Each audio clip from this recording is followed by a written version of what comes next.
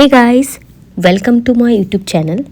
যেহেতু 𝒊𝒎𝒑𝒐 পৰীক্ষাৰ বতৰ গতিকে ৰিসেন্টলি ৰাজহুৱা কৰা হ'ল কেইখনমান নোটিছ তাৰে ভিতৰত এখন নোটিছ আছে খুব চৰ্চাত সেই নোটিছখনৰ সম্পৰ্কে বিতংকৈ কিন্তু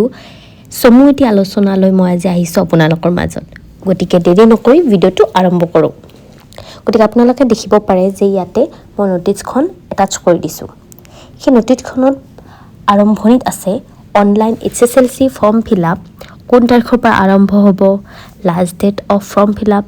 অনলাইন কাৰেকশ্যন ডেট আৰু তাৰ লগতে কোনটো ৱেবছাইটত ফৰ্ম ফিল আপ কৰা হ'ব তাৰ বিষয়ে বৰ্ণনা কৰা আছে আপোনালোকে যেতিয়া ফৰ্ম ফিল আপ কৰিব যাব তেতিয়া সকলো নথিপত্ৰৰ লগতে কেণ্ডিডেটৰ লগত এগৰাকী অভিভাৱক লগত যাব তেতিয়া যিকোনো ভুল ভ্ৰান্তি হোৱাৰ পৰা হাত সাৰিব পাৰিলে নিজৰ ৰেসপেক্টিভ স্কুল মানে যোনখন স্কুলত তেওঁলোকে পঢ়ি আছে সেইখন স্কুলৰ পৰাই আপোনালোকে মানে ফৰ্ম ফিল আপটো কৰিবলৈ চেষ্টা কৰিব মানে কৰিবই লাগে যদি তথাপিও আপোনালোকৰ কিবা অসুবিধা আছে তেতিয়াহ'লে এনেকুৱা এখন ঠাইত মানে বা এনেকুৱাখন আপোনালোকে দোকান বা তেনেকুৱা ধৰণৰ কম্পিউটাৰ দোকানবিলাকতো কৰিব পৰা যায় কেফেবিলাকত তো সেইবিলাক অলপ ট্ৰাষ্টেড ল'ব যাতে তেওঁলোকে ভুল কৰাৰ মানে চান্সেছটো কম থাকে ঠিক আছে ভুল হ'লে মানে আপোনালোকে গম নাপায় যদি কিবা কাৰণত আৰু তেনেকৈ ৰৈ যায় যদি তেতিয়াহ'লে আপোনালোকৰ ৰিজাল্ট বা এক্সামত মানে এপিয়াৰ কৰাৰ টাইমত প্ৰব্লেম হ'ব পাৰে গতিকে সেইকাৰণে আপোনালোকে অলপমান সেইখিনিত মন দিব ইয়াতে লিখা আছে অনলাইন ফৰ্ম ফিল আপ ডেটটো ষ্টাৰ্ট হৈয়ে গ'ল অলৰেডি 23 অক্টোবৰৰ পৰা ষ্টাৰ্ট হৈছে টু 14 নৱেম্বৰ 2024 লৈকে আছে আৰু last date of online payment চালান জেনেৰেশ্যনৰ কাৰণে 15 নৱেম্বৰ লাষ্ট ডেট আৰু লগতে এইবিলাক যিখিনি চালান পেমেণ্ট এইবিলাক মানে আপোনাৰ আছে লাষ্ট ডেট আছে 18 নৱেম্বৰ আৰু লগতে অনলাইন চেকলিষ্ট কাৰেকশ্যন আছে আপোনাৰ 30 নৱেম্বৰ 2024 আৰু ৰেজিষ্ট্ৰেশ্যনৰ পৰ্টেলটো হৈছে আপোনাৰ 𝒊𝒎𝒑𝒂𝒏𝒕 এইটো আপোনালোকৰ ফৰ্ম ফিল আপৰ মানে ৱেবছাইট হয় আৰু লগতে যেতিয়া ফৰ্ম ফিল আপ কৰিব যাব তেতিয়া আপোনালোকে এইবিলাক যিখিনি মানে পৰ্টেলটো আছে পৰ্টেলত আপোনালোকে ক্লাছ 9তে মানে যিটো মানে ইউজ কৰা হৈছিলে আপোনাৰ কি কয় এইটো আইডি পাছৱৰ্ড সেইখিনি আপোনালোকে কৰিব সেইখিনি আপোনালোকৰ স্কুলত বেছি ভালদৰে পাই যাব সেইখিনি বস্তু গতিকে আমি এটা নেক্সট আপোনাৰ যোনখন আপোনাৰ নেক্সট পেজটো আছে সেই সেকেন্ড পেজটোলৈকে আহিছোঁ এই সেকেন্ড পেজৰ আৰম্ভণিত আপোনাৰ ফিজসমূহৰ বিষয়ে লিখা আছে আৰু ফিজসমূহৰ লগতে অলটোতে আপোনালোকৰ ফিজ 1200 টকামান খৰচ হ'ব তাৰে 800 টকা এক্সামিনেশ্যন ফিজ হিচাপত লোৱা হ'ব ইয়াতে আপোনালোকে চাব পাৰে যে 800 টকা এক্সামিনেশ্যন ফিজ 50 টকা আপোনালোকৰ প্ৰেক্টিকেল এক্সামৰ ফিজ হিচাপত লোৱা হ'ব আৰু লগতে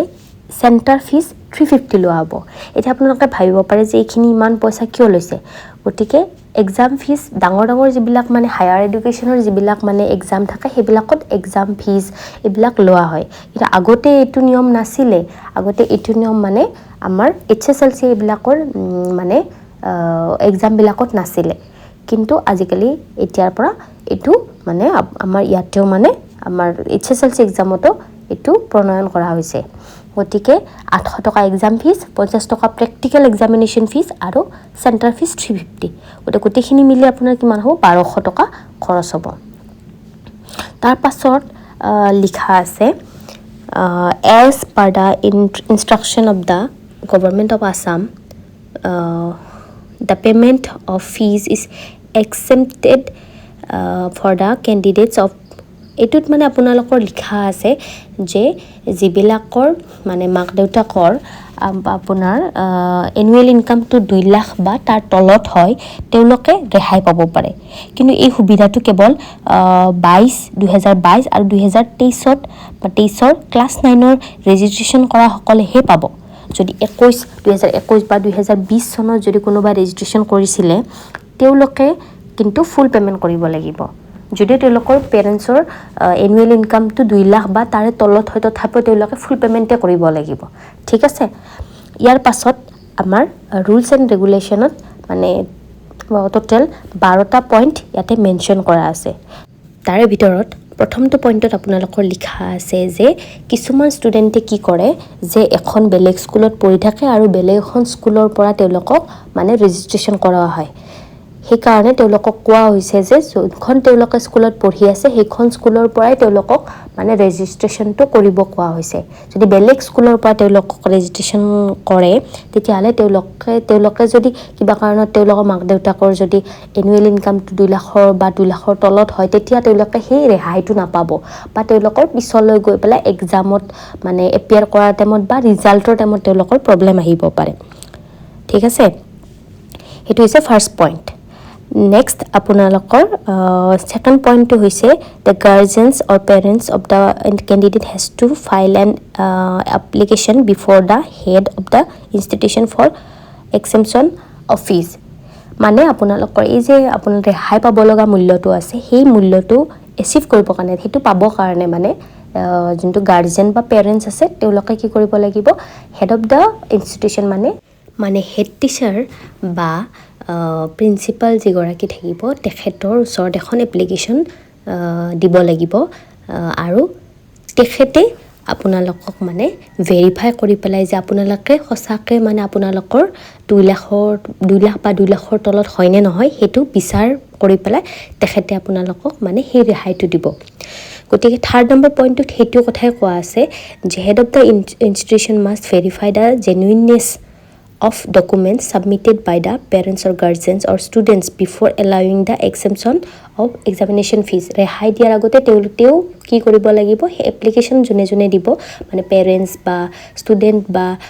যোনজন গাৰ্জেণ্টে যদি কিবা এপ্লিকেশ্যন দিয়াৰ তেওঁ যিখিনি নথিপত্ৰ তেওঁলোকে ছাবমিট কৰে লগতে ইনকাম চাৰ্টিফিকেট বা তেনেকুৱা ধৰণৰ কিবা ছাবমিট কৰিব লাগিব আৰু সেইবিলাক তেওঁ মানে ভালদৰে এক্সামিন কৰিব মানে তেওঁ পৰীক্ষা নিৰীক্ষা কৰিব যে সঁচাকৈ হয়নে নহয় তাৰ পাছত 4th নম্বৰ পইণ্টটোত লিখা আছে যে applicant has to give a photograph of present status of the tree planted by him her at the time of admission in class 9 গতিকে ক্লাছ 9ৰ টাইমত ক্লাছ 9ৰ এডমিশ্যনৰ টাইমত তেওঁলোকে এখন গছ পুলি ৰোৱাৰ এখন মানে ফটো ছাবমিট কৰিছিলে সেইখন ফটোৰ মানে সেইখন ফটোৰ আধাৰত মানে তেওঁ প্ৰেজেণ্ট ষ্টেটাছ এটা মানে সেই গছডাল পুলি কিনো হ'ল বা প্ৰেজেণ্ট ষ্টেটাছ এটা তেওঁ দিব লাগিব গতিকে যদি গছ পুলি ৰুইছিলে বা গছ পুলিডাল আছে যদি তেতিয়াহ'লে জীয়াই আছে যদি সেইডালৰ লগত মানে ফটো দিব পাৰে বা নহ'লে যদি জীয়াই নাই তেতিয়াহ'লে কিবা কাৰণে জীয়াই নাথাকিব পাৰে গতিকে সেই তেতিয়া কি কৰিব নতুন এডাল ৰুই পেলাই হ'লেও ফটো দিব লাগিব গতিকে ফটোগ্ৰাফ এটা মানে দিব লাগিব আৰু লগতে 5th নম্বৰ আপোনাৰ পইণ্টত লিখা আছে candidate will be allowed to complete their form fill up from their parents school only where their class 9 registration has been done no candidate will be allowed to form fill up from another institution if their registration has not been transferred yet যদি transfer কৰা হৈছে registration বেলেগ স্কুললৈকে তেতিয়াহ'লে আপোনালোকে বেলেগ স্কুলৰ পৰা কৰিব পাৰিব ক্লাছ 9ত যদি বেলেগ এখন স্কুলত আছিলে এতিয়া ট্ৰান্সফাৰ কৰি বেলেগ এখন স্কুললৈকে গৈছে তেতিয়াহ'লে কোনো প্ৰব্লেম নাই যদি আপোনালোকে যোৱা নাই তেতিয়াহ'লে আপোনালোকে নিজৰ স্কুলতে মানে ৰেজিষ্ট্ৰেশ্যনটো কৰাব নহ'লে বেলেগ স্কুলৰ পৰা ৰেজিষ্ট্ৰেশ্যন নকৰিলে কি হ'ব প্ৰব্লেম হ'ব পাৰে গতিকে ইয়াৰ পাছত 6th নম্বৰ আপোনাৰ পইণ্টটোত লিখা আছে দ্য চেণ্টাৰ ফি 350 ৰুপিজটো যিটো আছে only per student shall be release by the ASSEB to each of the centre in due course গতিকে এইটো হৈছে আপোনাৰ স্কুলৰ কাৰণে এইটো এইবিলাক যে 350 ৰুপিজটো ল'ব কেনেকৈ কি কৰিব সেইখিনি ইয়াত লিখা আছে গতিকে এইটো আমাৰ কাৰণে বেছি ইম্পৰ্টেণ্ট নহয় ইয়াৰ পাছত 7 নম্বৰ পইণ্টত লিখা আছে যে further the portal for entering the marks of internal assessment for the candidates of HSLC examination 2025 will open from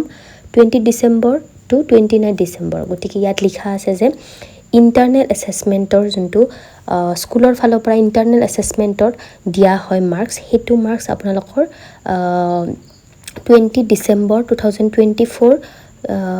পৰা 29 ডিচেম্বৰ 2024 ভিতৰত মানে এণ্টাৰ কৰিব লাগিব মানে ৱেবছাইট এটাৰ পৰ্টেল দিয়া হ'ব পৰ্টেল এটা কিবা ৱেবছাইট বা পৰ্টেল কিবা এটা মানে পিছত মানে স্কুলক জনোৱা হ'ব তাত সেই মানে মাৰ্কছবিলাক ভৰাব লাগিব আৰু তাৰ কাৰণে আপোনালোকক কিছুমান প্ৰজেক্টছ বা কিবা কিবি এইবিলাক কৰিব মানে ষ্টুডেণ্টসকলক দিব আৰু সেই প্ৰজেক্টছ বা কিবা কিবি কৰিব দিয়া হ'ব যে সেই তাৰে ওপৰত মানে এটা থুলমূল মানে কোন ষ্টুডেণ্ট কেনেকুৱা বা কোন ষ্টুডেণ্ট মানে কোনে ভাল কৰিছে কোনে বেয়া কৰিছে কিমান মানে বা মন লগাই পেলাই ভালদৰে কৰিছে সেইখিনিৰ ওপৰত মানে এছেছমেণ্ট এটা কৰি পেলাই ইণ্টাৰনেল এছেছমেণ্টৰ মাৰ্কখিনি দিয়া হ'ব ষ্টুডেণ্ট এগৰাকীক গতিকে আপোনালোকে ইয়াতে ইণ্টাৰনেল এছেছমেণ্টৰ কাৰণে ডেটকেইটা পাই গ'ল সেইটো হ'ব আপোনাৰ 20 ডিচেম্বৰ টু 29 ডিচেম্বৰ গতিকে এইখিনি সময়ত তেওঁলোকে মাৰ্কছখিনি যদি এণ্টাৰ কৰে তাৰে আগতে আপোনালোকক ডিচেম্বৰ মাহতে আপোনালোকক ইণ্টাৰনেল এছেছমেণ্টৰ কাৰণে কিবা প্ৰজেক্টছ বা তেনেকুৱা ধৰণৰ কৰিব দিয়া হ'ব বা সেইখিনি টাইমত আপোনালোকক কৰিব দিয়া হ'ব গতিকে আপোনালোকে সেইটো ডেটছ অলৰেডি পাই গ'ল তাৰপাছত 8 নম্বৰ পইণ্টত দিয়া আছে as notified earlier dated 11 September all school must conduct the practical examination of their respective candidates from 17 January 2025 to 21 January 2025 গতিকে আপোনালোকে অলৰেডি ডেট পালে যে প্ৰেক্টিকেল এক্সামিনেশ্যনটো সকলোবিলাক স্কুলে মানে তেওঁলোকৰ ৰেছপেক্টিভ কেণ্ডিডেটছৰ কাৰণে 17 জানুৱাৰী 2025ৰ পৰা 21 জানুৱাৰীৰ ভিতৰত পাতিব লাগিব তাৰ ভিতৰত যিকোনো এটা ডেটত তেওঁলোকে পাতিব পাৰে যিকোনো ডেটত তেওঁলোকে পাতিব পাৰে গতিকে এইখিনি টাইমৰ ভিতৰত প্ৰেক্টিকেল এক্সামিনেশ্যনখিনি পাতি শেষ কৰিব লাগিব আৰু লিখা আছে portal for entering the practical examination mark will be open from আৰু কেতিয়াৰ পৰা মাৰ্ক এণ্টাৰ কেতিয়াৰ পৰা কৰা হ'ব 21 জানুৱাৰী 2025ৰ পৰা 27 জানুৱাৰী 2025ৰ ভিতৰত তেওঁলোকে মানে মাৰ্কছখিনি এণ্টাৰ কৰিব আৰু ইয়াত লিখা আছে যে প্ৰেক্টিকেল মাৰ্কছখিনি এণ্টাৰ কৰাৰ আগতে তেওঁলোকে ইণ্টাৰনেল এছেছমেণ্টৰ মাৰ্কখিনি মানে এণ্টাৰ কৰিব লাগিব মাষ্ট বি মানে কৰিবই লাগিব নহ'লে এইখিনি মাৰ্ক মানে প্ৰেক্টিকেল এক্সামিনেশ্যন মাৰ্ক মানে যদি অলৰেডি ইণ্টাৰনেল এছেছমেণ্টৰ মাৰ্ক দিয়া হোৱা নাই তেতিয়াহ'লে এটা কেণ্ডিডেটৰ নামত প্ৰেক্টিকেল এক্সামিনেশ্যনৰ মাৰ্ক মানে এণ্টাৰ কৰিব নোৱাৰিব ইয়াত ক্লিয়াৰলি মেনশ্যন আছে গতিকে আপোনালোকে অলৰেডি গম পালে যে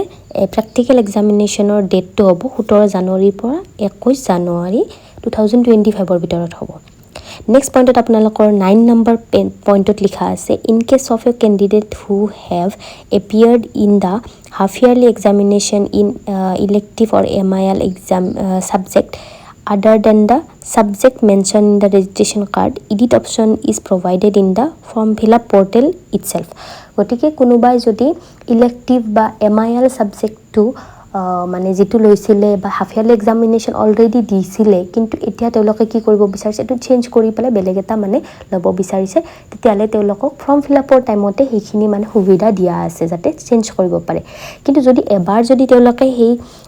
হেতু চেঞ্জ নকৰাকে মানে ফৰ্ম ফিল আপৰ টাইমত চেঞ্জ নকৰাকে প্ৰিভিয়াছটো দি পেলাই এক্সামিনেশ্যনৰ টাইমত যদি তেওঁলোকে বেলেগ এটা এক্সামৰ কাৰণে পৰীক্ষা দিয়ে তেতিয়াহ'লে তেওঁলোকৰ কিন্তু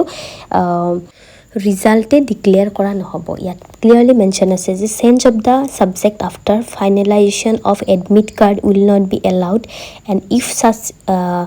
candidate is detected his or her result will not be declared result ডিক্লেয়াৰে কৰা নহয়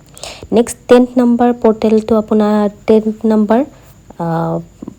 পইণ্টত লিখা আছে যে পৰ্টেল যোনটো আছে ফৰ্ম ফিল আপৰ পৰ্টেল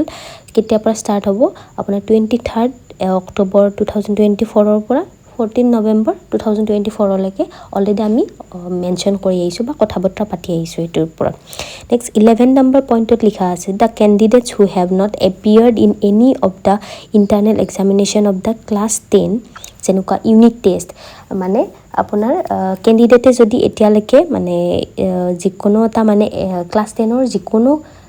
কিবা যদি এক্সামত যদি এপিয়াৰ কৰা নাই যেনেকুৱা ইউনিট টেষ্ট বা হাফ ইয়াৰলি বা প্ৰি বৰ্ড এক্সামিনেশ্যন যদি তেওঁলোকে এপিয়াৰ নকৰে তেতিয়াহ'লে তেওঁলোকক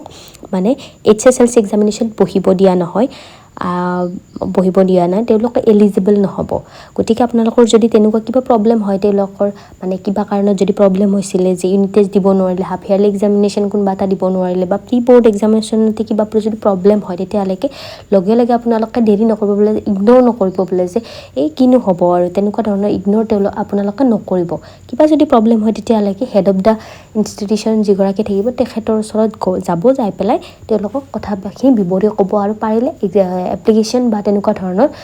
দি দিব আৰু পাৰালৈকে আপোনালোকে এইখিনি এভইড কৰাৰ ব্যৱস্থা কৰক যাতে আপোনালোকে যিকোনো প্ৰকাৰে এপিয়াৰ হয় এক্সামিনেশ্যনত নেক্সট আপোনাৰ 12 নম্বৰ পইণ্টত লিখা আছে এনুৱেল স্কুল ৰেকগনিশ্যন ফিজ অফ 10,000 এইটো আপোনাৰ স্কুলবিলাকে তেওঁলোকে এইটো দিব লাগিব গতিকে এইখিনি আছিলে আপোনাৰ নটিছখনত আপোনালোকে যদি তাৰ বাহিৰেও কিবা যদি জানিব বিচাৰে তেতিয়াহ'লে মোক মেছেজ কৰিব পাৰে আৰু যদি ভিডিঅ'টো আপোনাৰ হেল্পফুল পাইছে তেতিয়াহ'লে যোনে যোনে এতিয়া এক্সাম দিব তেওঁলোকৰ ওচৰলৈকে যাতে যাই পায় এই ভিডিঅ'টো তাৰ কাৰণে আপোনালোকে শ্বেয়াৰ কৰিব পাৰিলে বাই